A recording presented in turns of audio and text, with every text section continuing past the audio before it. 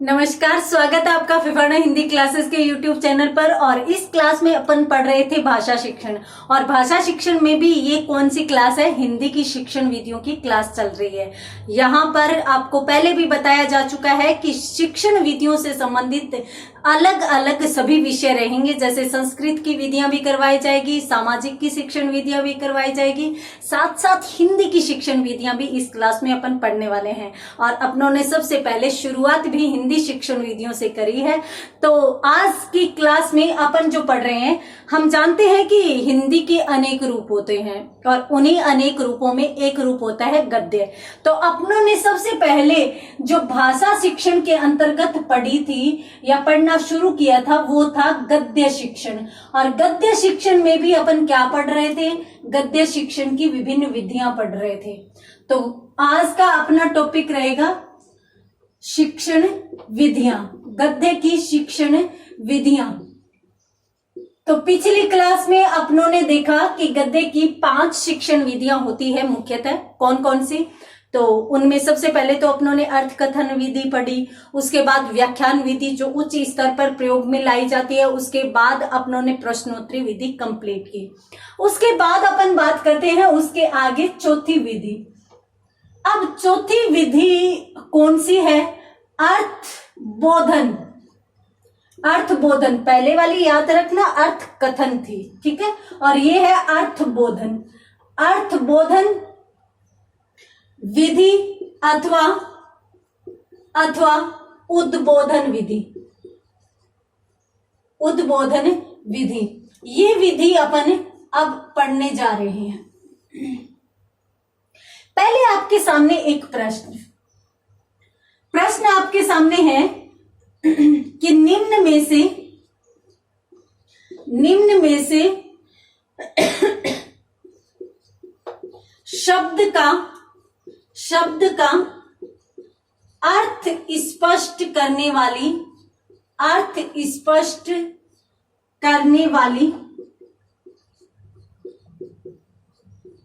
गद्य शिक्षण की विधि है। विकल्प आपके सामने ये है: प्रश्नोत्तरी विधि। दूसरा विकल्प आपके सामने है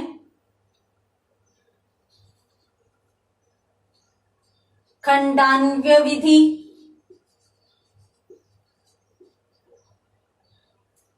तीसरा विकल्प आपके सामने है उद्बोधन विधि। और चौथा विकल्प आपके सामने है व्याख्यान विधि। और यहां पर मैं आपको बता देती हूं कि रीट लेवल प्रथम 2018 में यह प्रश्न पूछा जा चुका है।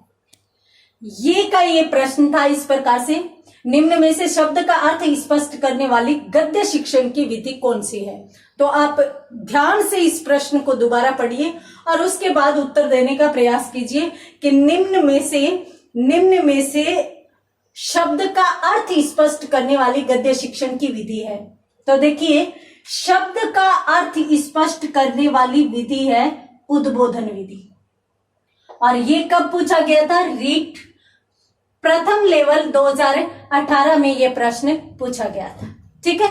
तो यहां पर अपन ये तो समझ चुके हैं कि उद्बोधन विधि में ये जो अपन विधि पढ़ने वाले हैं, इसमें शब्दों का अर्थ स्पष्ट किया जाएगा। कैसे किया जाएगा और किस प्रकार से किया जाएगा, देखते हैं आगे। देखिए, ये गद्य शिक्षण की एक ऐसी विधि है, उद्बोधन विधि या अर्थबोधन। जैसा कि नाम से स्पष्ट है, अर्थबोधन यानी अर्थ का बोध करवाया जाएगा। बोध कराना, ठीक है। अर्थ का बोध, उद्बोधन भी इसी प्रकार से होगा।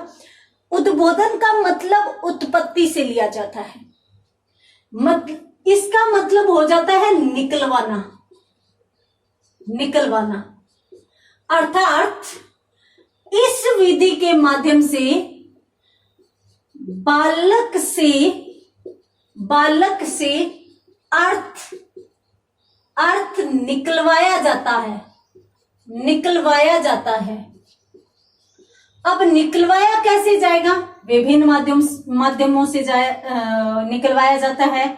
श्रव्य माध्यम भी हो सकते हैं और दृश्य माध्यम भी हो सकते हैं। तो विभिन्न दृश्य श्रव्य साधनों से यदि विद्यार्थी से अपन किसी शब्द का अर्थ निकलवाते हैं तो वहां पर अपन कौन सी विधि को प्रयोग में ला रहे हैं? उद्बोधन विधि को प्रयोग में ला रहे हैं। परिभाषित करें तो अपन इसकी परिभाषा भी देख लेते हैं।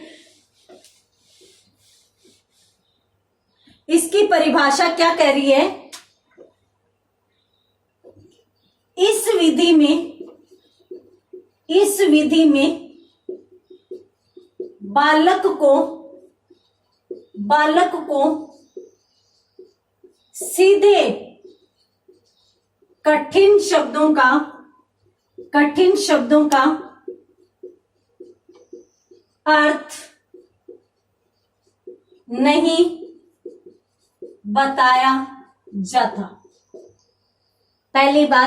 पहली शर्त कौन सी है कि इस विधि में बालक को सीधे कठिन शब्दों का अर्थ है वो नहीं बताया जाएगा। फिर क्या होगा? बालकों को विभिन्न प्रकार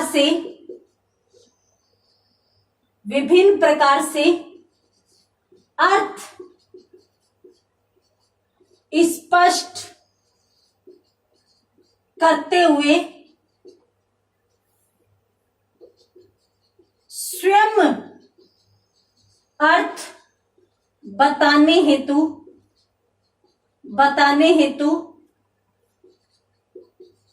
प्रेरित किया जाएगा। अत्यंत महत्वपूर्ण बात, ठीक है। जहां पर अपनों ने सबसे पहले अर्थ कथन विधि देखी तो उसमें शिक्षक वाचन करता है और वाचन के साथ साथ जितने भी कठिन शब्द आते हैं उनका भी अर्थ बताता जाता है और साथ साथ वो सरलार्थ भी करता जाता है, ठीक है। व्याख्यान विधि में इतना होता है कि भाव और विचार आ जाते हैं। इसमें क्या होता है? इसमें शिक्षक स्वयं कुछ नहीं बताएगा। शिक्षक अभिनय भी कर सकता है, शिक्षक किसी अन्य माध्यम का प्रयोग कर सकता है, चित्र का प्रयोग कर सकता है, अनेक अन्य दृश्य श्रव्य माध्यमों का प्रयोग कर सकता है और उनका प्रयोग करते हुए वह बालक से अर्थ निकलवाएगा, स्वयं वहां पर नहीं बताएगा। तो यहां पर अपनों ने दो चीजें पढ़ी है, आप इनका स्क्रीनशॉट लीजिए, उसके बाद अपन बात करते हैं अगली की। तो यहां पर अपनों ने देखा इस विधि में बालक को सीधे कठिन शब्दों का अर्थ नहीं बताया जाता। बालक विभिन्न प्रकार से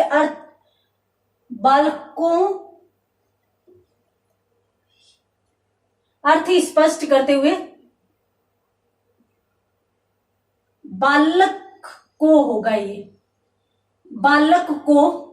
विभिन्न प्रकार से अर्थ स्पष्ट करते हुए स्वयं अर्थ बताने हेतु प्रेरित किया जाएगा।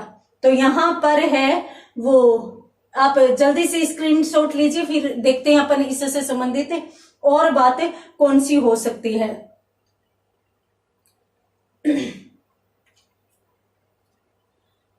आगे अपन ये देख सकते हैं,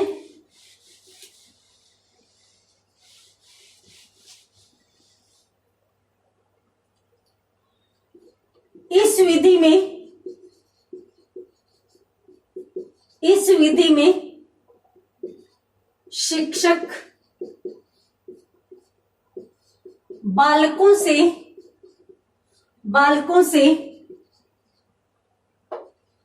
कठिन शब्दों के अर्थ निकलवाने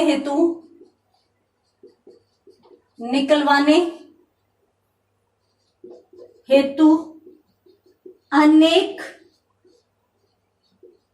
दृश्य श्रव्य साधनों का सहारा लेता है। इस विधि में शिक्षक बालकों से कठिन शब्दों का अर्थ निकलवाने हेतु, ठीक है। यहां पर मैं ये भी बता देती हूं कि कठिन शब्दों का अर्थ निकलवाने, तो यहां पर अपन ये भी स्वयं न बताकर, ठीक है, स्वयं न बताकर विद्यार्थी से कठिन शब्दों का अर्थ निकलवाने के लिए अनेक दृश्य श्रव्य साधनों का सहारा लेता है। तो यहां पर भी इसका स्क्रीनशॉट लीजिए। उसके बाद बढ़ते हैं अपने अगले पॉइंट की तरफ, अगली चीज की तरफ।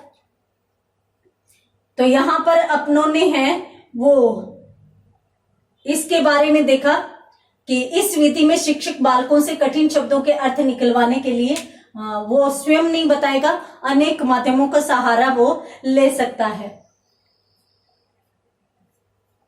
तो वो कौन कौन से माध्यमों का और कहां कहां किस प्रकार से सहारा ले सकता है।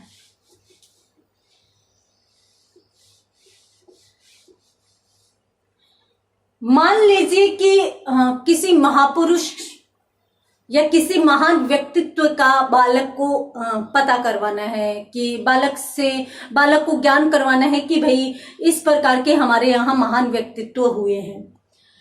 तो वहां पर बालक को नाम बता दिया जाता है, बालक नाम भूल जाता है। आप चित्र दिखा दीजिए ना साथ में। आप जैसे ही मान लीजिए कि विवेकानंद जी है, तो विवेकानंद जी तो हमारे ऐसे आदर्श है जिनका चित्र तो देखते ही बालक स्वयं पहचान जाते हैं।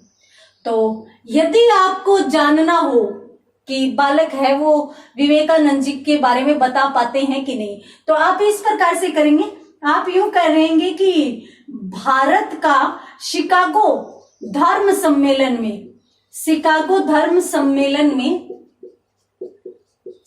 में भारत का प्रतिनिधित्व किसने किया।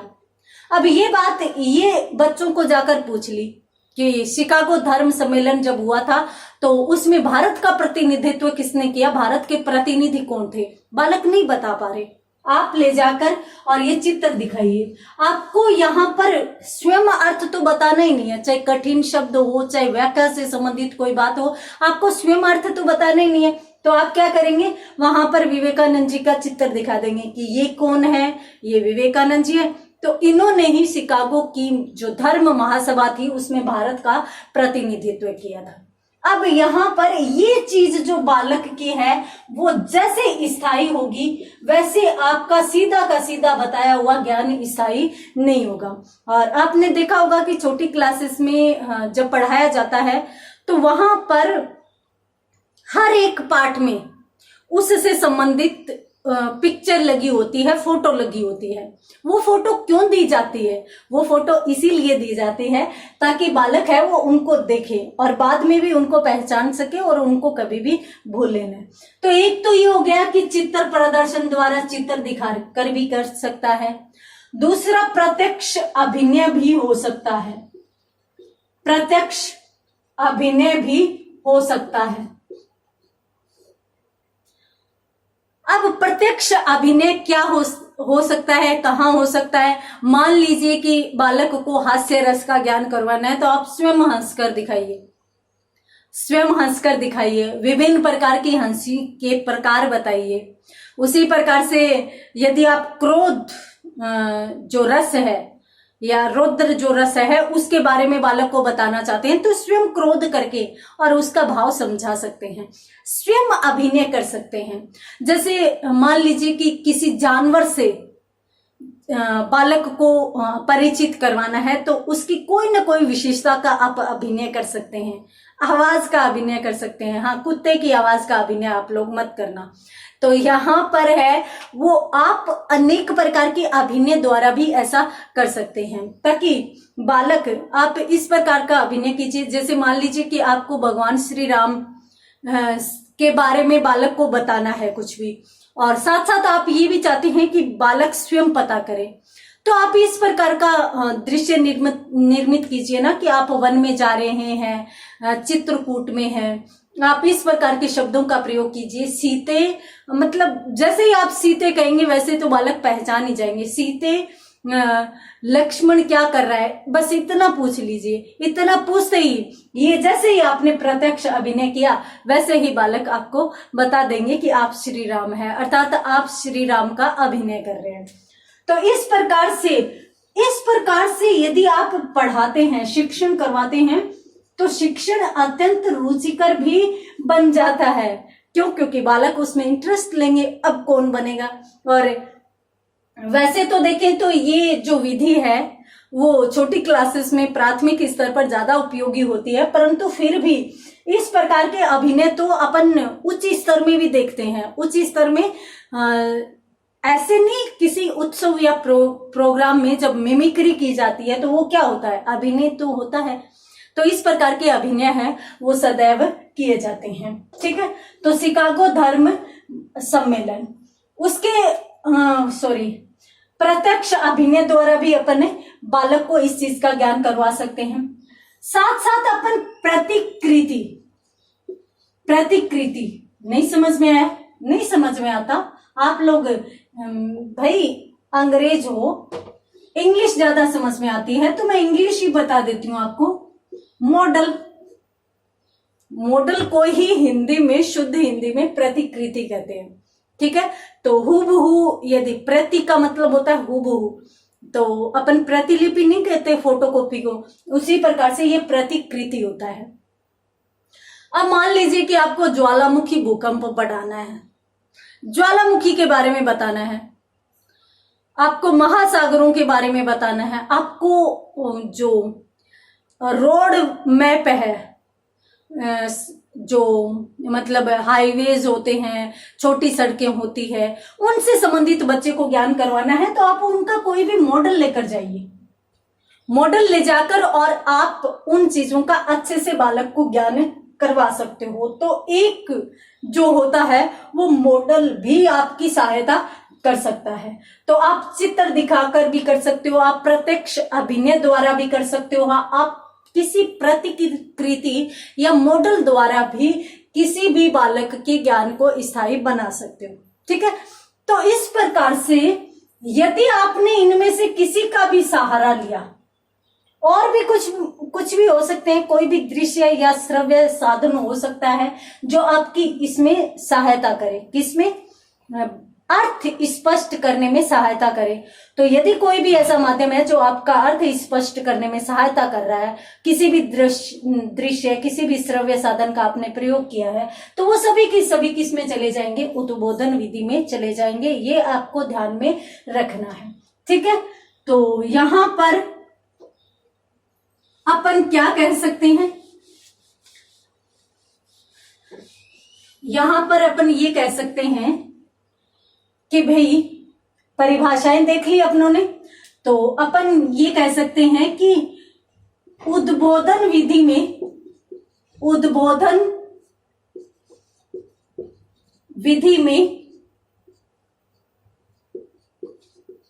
निम्न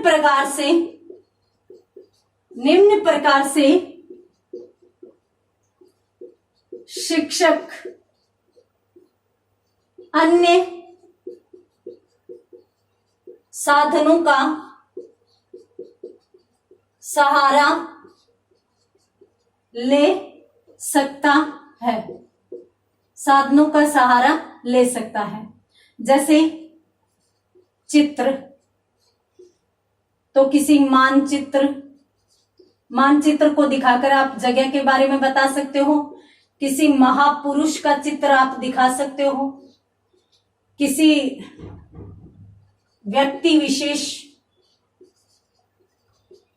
विशेष या स्थान विशेष का चित्र आप दिखाकर और उससे संबंधित आप विशेषता बतलाकर उस चीज को भी स्पष्ट कर सकते हो। जल्दी से स्क्रीनशॉट लीजिए, उसके बाद बढ़ते हैं अपन आगे। अगला कौन सा ऐसा साधन है जिसका अपन प्रयोग करते हुए और आगे बढ़ सकते हैं? तो यहाँ पर अपनों ने चित्र देखा, इसमें देश प्रदेशों के नाम भी आ सकते हैं कि मान लीजिए कि किसी देश या प्रदेश के बारे में आपको ज्ञान करवाना है, तो आपने क्या किया कि मानचित्र दिखा दिया। तो वहां पर भी आप चित्र के माध्यम से और चित्र का सहारा लेते हुए अर्थ स्पष्ट कर सकते हो। उसके बाद दूसरे साधन की यदि बात करें तो दूसरा साधन हो सकता है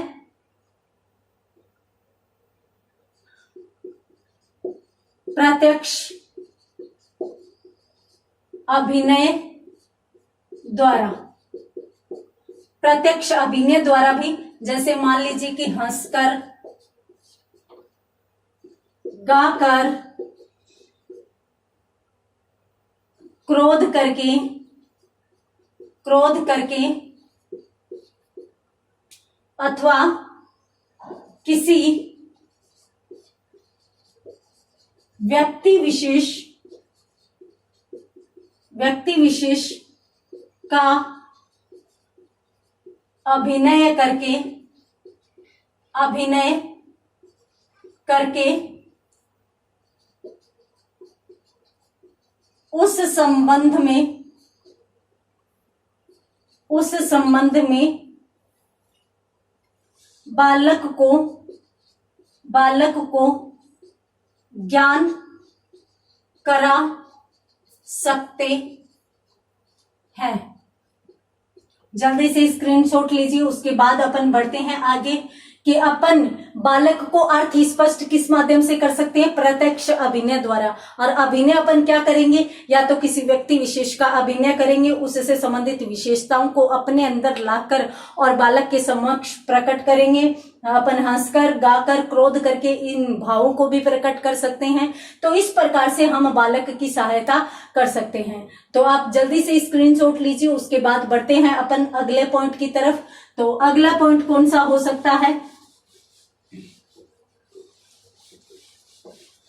अगला पॉइंट अपनों ने अभी देखा था, तीसरा, प्रतिकृति या मॉडल द्वारा। तो इस माध्यम से अपन कौन कौन सी मुख्य चीजों को स्पष्ट, ये 2-4 उदाहरण इसलिए बताए जा रहे हैं ताकि इस में आप क्लियर हो सको। बाद में कभी आपको समस्या आए तो आप अच्छे से समझ सको। सीधा प्रतिकृति दे दिया तो हो सकता है बाद में आपको ध्यान में ही नहीं रहे कि प्रतिकृति है क्या। तो देखिए, यदि भूकंप से संबंधित, मान लीजिए कि आपको भूकंप की हानियां या ज्वालामुखी कैसे फटता है उससे संबंधित ज्ञान करवाना हो बालक को, तो आप उससे संबंधित कोई मॉडल दिखा सकते हो। रोड या जो हाईवेज हैं उनमें अपन यूं कह सकते हैं कि सड़क, वाहन या किसी दुर्ग विशेष की विशेषताओं का ज्ञान कराने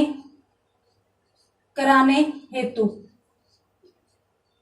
आप प्रतिकृति या मॉडल का सहारा ले सकते हो। प्रतिकृति या मॉडल तो जानते हैं ना, हूबहू वैसी चीज बना दी जाती है। जैसे आप लोगों ने बीएड किया है, एसटीसी किया है, तो उस टाइम आप थर्माकोल की शीट लेकर और उस पर विभिन्न प्रकार की प्रतिकृतियां तैयार करते थे। तो उस थर्माकोल और मॉडल के द्वारा आप जिन चीजों को, दुर्ग आदि तो आपने बनाए भी होंगे, तो उनके माध्यम से यदि आप कुछ भी दर्शाते हो तो वहां पर आपका ये जो प्रकार माना जाएगा। और इसमें विधि कौन सी मानी जाएगी? यदि आप गद्य शिक्षण करवा रहे हो तो उद्बोधन विधि वहां पर मानी जाएगी। ठीक है। उसके बाद अपन देखते हैं आगे अगली विधि कौन सी हो सकती है? आप है ना प्रत्यक्ष रूप से किसी चीज को ले जाकर भी दर्शा सकते हो। तो यहां पर यूं भी हो सकता है, प्रत्यक्ष पदार्थ ले जाकर। अब इसमें आप कैसे? दुर्ग को तो उठाकर नहीं ला सकते, ज्वालामुखी को नहीं ला सकते, किसी महापुरुष को नहीं ला सकते।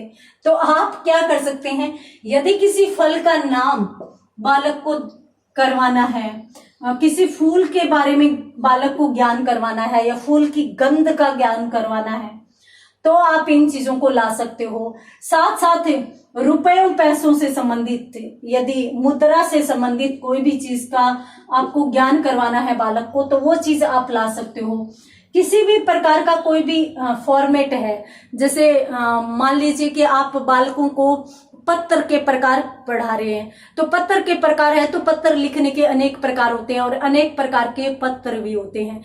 तो उनका जो है वो पूरा का पूरा फॉर्मेट या पूरा का पूरा वो कागज ही ले जाकर वहां पर बता सकते हो, वहां पर दिखा सकते हो। मान लीजिए कि किसी वस्तु विशेष का ज्ञान करवाना हो बालक को, तो वहां पर आप उसको प्रत्यक्ष ले जाकर आदि प्रत्यक्ष ले जाकर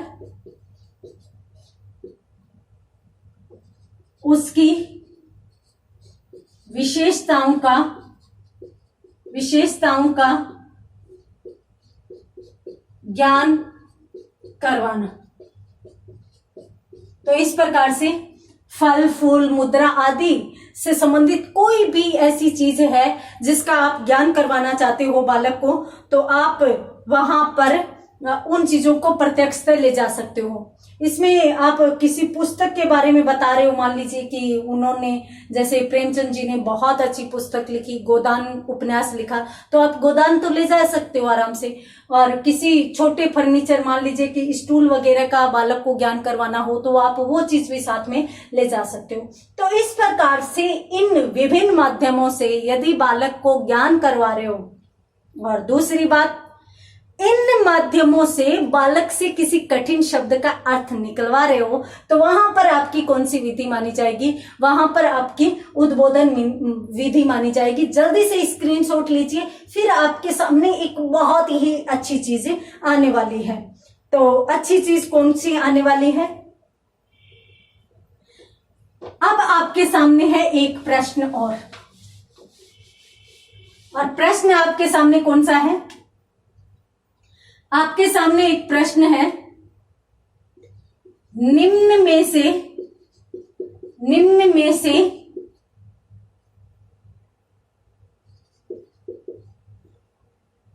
उद्बोधन विधि का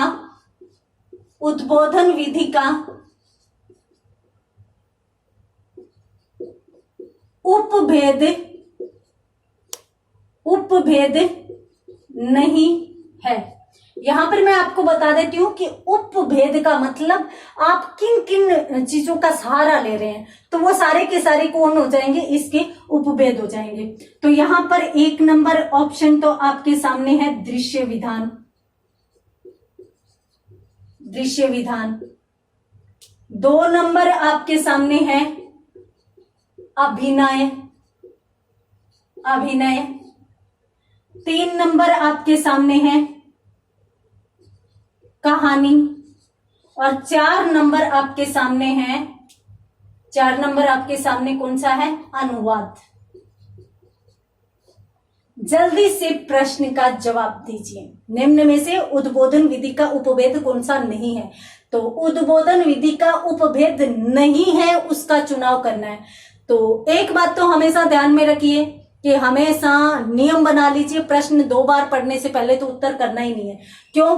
क्योंकि 10% तो आप ये गलती करते हैं, हाँ का नहीं पढ़ लेते हैं और नहीं का हाँ पढ़ लेते हैं। तो इसके लिए आपको 2 बार प्रश्न पढ़ने की आवश्यकता है। अब यहाँ पर उपभेद नहीं पूछा है, तो नहीं, आपने देख भी लिया होगा, समझ भी लिया होगा कि भाई अनुवाद कहीं भी उद्बोधन विधि में नहीं आया। बाकी आप किसी भी चीज का, किसी भी कहानी का सहारा ले सकते हैं। मान लीजिए कि बालक को कोई संदेश देना है आपको, तो आप किसी भी कहानी को बालक को सुना सकते हो और उसके बाद बालक से स्वयं उसका सारांश निकलवा सकते हो कि बताओ बच्चों, इससे आप क्या समझे। तो वहां पर यदि आप इस प्रकार से प्रश्न पूछते हैं, अब एक बार 2 मित्र थे, ठीक है, 2 मित्र थे और दोनों मित्र इंटरव्यू देने के लिए गए। अब इंटरव्यू देने के लिए गए। देखिए, सामान्यतः हमारा वाइवा होता है या साक्षात्कार होता है या इंटरव्यू होता है, उस समय हमारी उत्सुकता क्या रहती है, एक बच्चा इंटरव्यू देकर आता है, साक्षात्कार करके आता है, तो दूसरे सब के सब उसके आसपास क्या क्या पूछा बता। अब दो मित्र इंटरव्यू के लिए गए, तो एक मित्र ने इंटरव्यू दिया, उसको 3 प्रश्न पूछे गए। कौन कौन से, कि भारत के प्रधानमंत्री कौन है, उन्होंने बता दिया भी नरेंद्र मोदी भारत के प्रधानमंत्री है। उसके बाद दूसरा जो प्रश्न था वो ये प्रश्न था कि भाई भारत आजाद कब हुआ, तो भारत आजाद कब हुआ, तो उसने बता दिया भी कि 1857 में नींव पड़ी और 1947 में भारत आजाद हो गया। तीसरा प्रश्न उससे पूछा गया अभी पृथ्वी का आकार कैसा है, तब उसके सामने ये समस्या आ गई कि अब क्या बताऊं, क्योंकि विभिन्न अलग अलग विद्वान अलग अलग मानते हैं, कोई चपटी मानता है, कोई गोल मानता है, कोई नारंगी के आकार की मानता है। तब उसने यूं सोचा कि यदि मैंने कुछ ऐसा बता दिया जो ये लोग उसके पक्ष में नहीं हो या ये लोग नहीं मानते हो, तो वहां तो प्रॉब्लम हो जाएगी, तो कुछ न कुछ तो किया जाए। उसने तीसरा रास्ता वहां पर निकाला, और तीसरा रास्ता क्या निकाला कि सर अभी तक वैज्ञानिक शोध कर रहे हैं और जैसे ही ये चीज क्लियर होगी तभी पता चलेगा, अभी तक कुछ भी सही पता नहीं चल पाया है। उसको 3 प्रश्न पूछे गए, वह बाहर आ गया। जैसे ही बाहर आया तो दूसरा जो मित्र उसके साथ इंटरव्यू देने आया था, बता कौन कौन से प्रश्न पूछे। अब उसने प्रश्न तीनों के तीनों बता दिए। अब उसको प्रश्नों से मतलब नहीं था, उसने उत्तर सारे के सारे रट लिए। ऐसा होता है, आपने भी किया होगा। आपने 8वीं 9वीं में जब अपने वाइवा होते थे तो उस समय जैसे ही कोई वाइवा देकर आता था, बता कौन कौन से प्रश्न पूछे, तो उसने भी जवाब रट लिए। अब जवाब रट लिया, वो आगे गया तो जाते ही उससे पूछा कि हाँ भी बताओ तुम्हारे पिताजी का नाम क्या है, बोले श्रीमान नरेंद्र मोदी। वो लोग देख रहे हैं उसके सामने, भाई पिताजी का नाम पूछा और ये नरेंद्र मोदी का बेटा कहां से इंटरव्यू देने के लिए आ गया। परंतु फिर उन्होंने यूं सोचा कि हो सकता है कि कभी कभार नाम तो मिलते जुलते मिल जाते हैं। उनका दूसरा प्रश्न कि भाई ये बता तुम्हारा जन्म कब हुआ, तो उसने कहा जी नींव तो 1857 में पड़ी और 1947। उसके बाद उन्होंने कहा पागल हो क्या, बोले अभी तक वैज्ञानिक शोध कर रहे हैं, क्या समझे, वही उद्बोधन विधि है। अब इसके माध्यम से मान लीजिए कि यहाँ पर जैसे मान लीजिए आपको यहाँ पर एक कहानी सुनाई गई है और उस कहानी के माध्यम से बच्चों से हाँ बताइए भैया आप क्या क्या समझे। आप भी कमेंट करके बताइए कि क्या क्या समझे, आप सारांश दीजिए। यदि आपने सारांश दे दिया इसका जो भी आप समझे, तो आप उद्बोधन विधि को बहुत अच्छे से समझ चुके हैं। तो आज की क्लास में इतना ही, बाकी पढ़ते हैं अगली क्लास में। तब तक के लिए धन्यवाद।